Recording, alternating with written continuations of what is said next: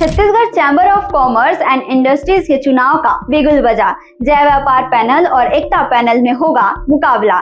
नमस्ते, मैं हूं आपके साथ सोनी और आप देख रहे हैं वैम छत्तीसगढ़। हम बात कर रहे हैं छत्तीसगढ़ चैम्बर चुनाव की। छत्तीसगढ़ में व्यापारियों के सबसे बड़े chamber of Commerce and industries के चुनाव को लेकर सरगर्मी तेज हो गई है। इस बार चुनाव जय व्यापार पैनल और एकता पैनल के बीच कांटे की टक्कर होगा।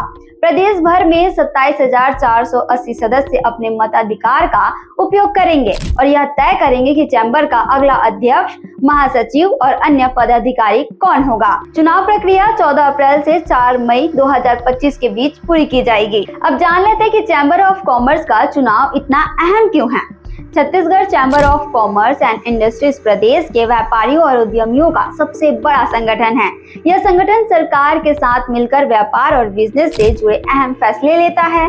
व्यापारियों की समस्याओं को सरकार तक पहुंचाने, रूल्स में बदलाव करवाने और व्यावसायिक माहौल को बेहतर बनाने के लिए ये चुनाव किया जाता है। हर 2 साल में होने वाले इस चुनाव में प्रदेश भर में व्यापारी अपना प्रतिनिधि चुनते हैं। इस बार चैम्बर में अध्यक्ष, महासचिव और कोषाध्यक्ष के अलावा 48 उपाध्यक्ष और 48 मंत्रियों का भी चुनाव होगा।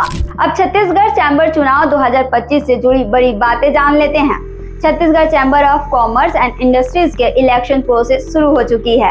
इस बार चुनाव में पूरे प्रदेश के 27,480 वोटर्स अपने मताधिकार का उपयोग करेंगे और चुनाव को लेकर तारीख भी तय हो गई है। 5 मार्च को मतदाता लिस्ट जारी होगी। 6 से 8 मार्च तक अगर किसी मतदाता की जानकारी गलत है तो वह सुबह 11 बजे से दोपहर 2 बजे तक गलतियों को सुधार करने के लिए आवेदन कर सकता है। 10 मार्च को सुधार के बाद अंतिम मतदाता सूची शाम 5 बजे प्रकाशित होगी। 17 से 19 मार्च तक इच्छुक प्रत्याशी सुबह 11 बजे से दोपहर 2 बजे तक नामांकन पत्र भर सकते हैं और दोपहर 3 बजे से शाम 6 बजे तक दाखिल कर सकते हैं।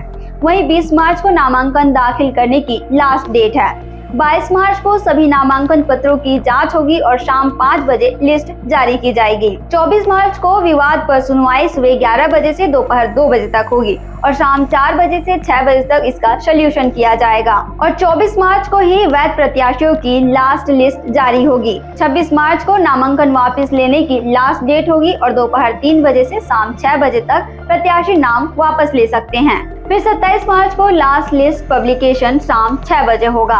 इसके बाद 29 मार्च को अधिकृत प्रत्याशी यानी कि ऑथराइज्ड कैंडिडेट्स की लिस्ट और चुनाव चिन्ह के लिए आवेदन सुबह 11 बजे से दोपहर 2 बजे तक किया जाएगा और 1 अप्रैल से प्रत्याशियों की अंतिम घोषणा और चुनाव चिन्ह का आवंटन शाम 6 बजे होगा और लास्ट में चुनाव 14 अप्रैल से 4 मई तक प्रदेश के अलग अलग जिलों में होंगे, जिसमें रायपुर, बिलासपुर, भिलाई, राजनांदगांव और रायगढ़ समेत कई अलग अलग जगहों पर मतदान केंद्र बनाए जाएंगे। अब देख लेते हैं कि सबसे ज्यादा वोटर्स कहां हैं। राजधानी रायपुर में सबसे ज्यादा वोटिंग हब है। यहाँ पे 12,220 वोटर्स अपने वोट डालेंगे, जो प्रदेश के कुल वोटरों का सबसे बड़ा हिस्सा है। इस बार का चुनाव मुख्य रूप से जय व्यापार पैनल और एकता पैनल के बीच होगा। दोनों ही पैनल व्यापारियों को लुभाने के लिए अलग अलग वादे कर रहे हैं। जय व्यापार पैनल खुद को व्यवसायियों का दोस्त बता रहा है, तो वहीं एकता पैनल ईमानदारी और नीतिगत सुधार पर जोर दे रहा है। इसी बीच चुनाव को लेकर व्यापारियों की राय भी जान लेते हैं। चुनाव को लेकर व्यापारी भी बेहद खुश लग रहे हैं। उनका मानना है कि नया नेता उनकी समस्याओं का समाधान अच्छे तरीके से करेगा। व्यापारिक वर्ग चाहता है कि नई टीम जीएसटी, व्यावसायिक लाइसेंस, टैक्स प्रणाली और सरकारी योजनाओं में उनकी भागीदारी को लेकर ठोस कदम उठाए। अब जो भी पैनल जीतेगा उसके सामने कई अहम चुनौतियां होंगी। व्यापारियों के लिए टैक्स प्रोसेस को आसान बनाना, छोटे व्यापारियों को राहत देने के लिए नई नीतियां बनाना यानी कि नए रूल्स रेगुलेशन लागू करना, व्यापारियों की सरकारी योजना तक पहुंच बढ़ाना, व्यापार और उद्योग में बढ़ावा देने के लिए सरकार से सहयोग लेना। चैम्बर चुनाव को लेकर व्यापारियों में खास उत्साह है। रायपुर के एक व्यापारी ने कहा, हमें ऐसा नेता चाहिए जो व्यापारियों की असली समस्या को समझे और उसका समाधान करे। हर बार वादे तो होते हैं लेकिन कभी पूरे नहीं होते और ना ही काम होते हैं। इस बार सही उम्मीदवार को वोट देना बहुत जरूरी है। अब चैम्बर चुनाव का नतीजा यह तय करेगा कि आने वाले 2 सालों तक प्रदेश के व्यापारियों की आवाज कौन उठाएगा, उनके लिए क्या क्या करेगा। इस बार मुकाबला कड़ा है। अब देखना बड़ा ही दिलचस्प होगा कि जीत किसके हाथ लगती है। आपको ये जानकारी कैसे लगी, कमेंट में जरूर बताइएगा। डेली अपडेट्स के लिए आप देखते रहें वैम छत्तीसगढ़।